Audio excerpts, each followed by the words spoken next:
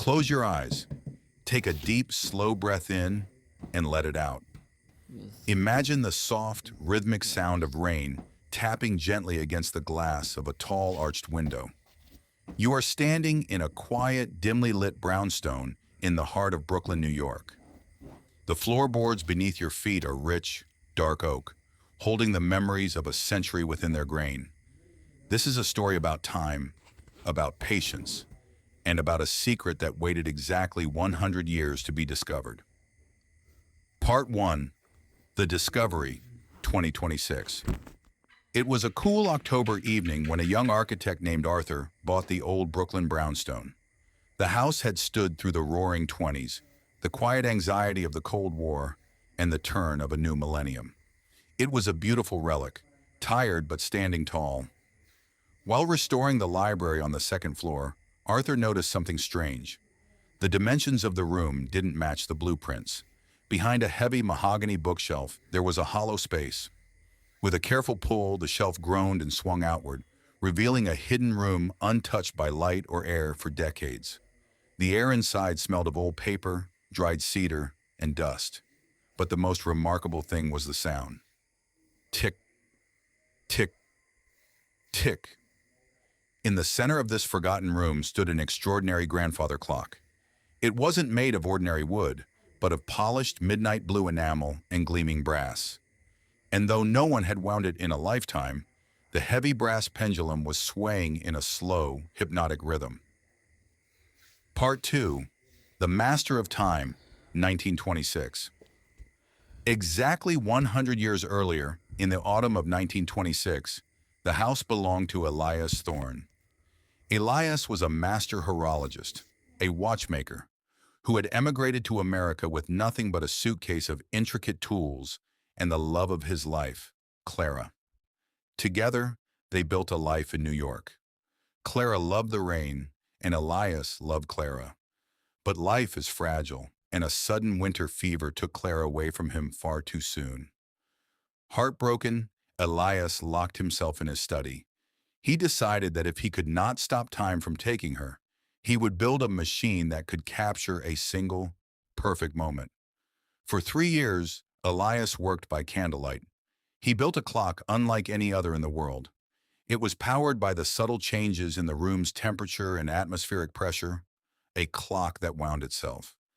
But he designed it with a specific, secret purpose. It was programmed to chime only once, not every hour, not every year.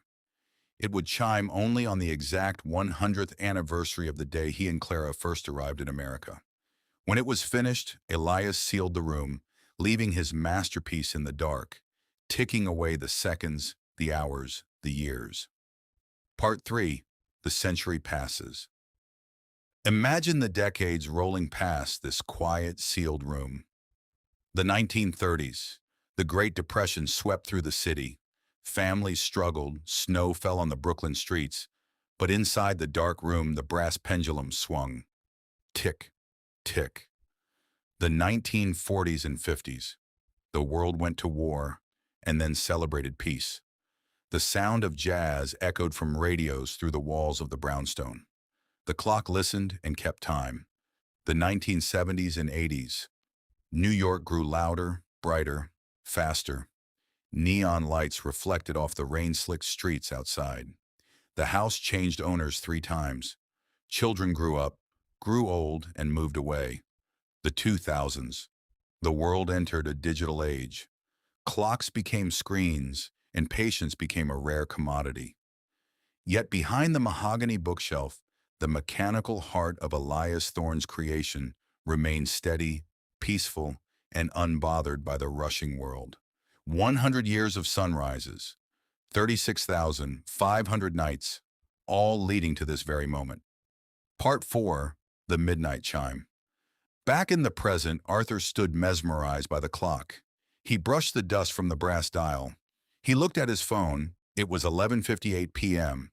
Then he looked back at the clock's face. The hands were resting perfectly at 2 minutes to midnight. Without knowing the history, Arthur felt a strange sense of peace wash over him. He sat in an old leather chair in the corner of the room, listening to the rain outside, waiting. 11:59 p.m. The ticking seemed to grow richer, deeper. It was a soothing sound, like a slow heartbeat. Midnight. Suddenly the ticking stopped. A deep, resonant hum vibrated through the floorboards. Then a sound like a golden bell echoed softly through the room. Gong. It wasn't a loud, jarring alarm. It was a warm, melodic chime that sounded like a deep sigh of relief. As the final echo faded, a small mechanical click came from the base of the clock. A hidden drawer slid open smoothly.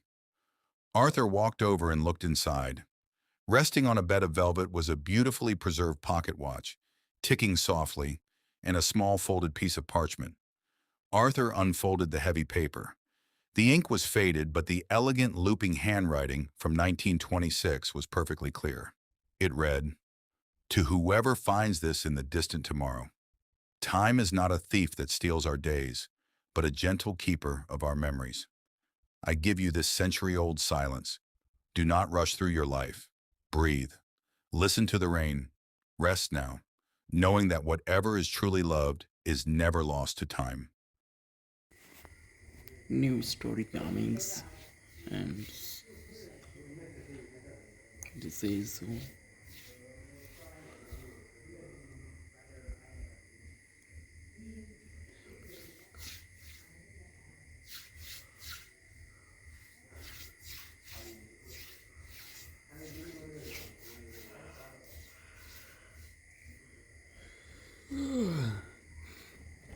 comings.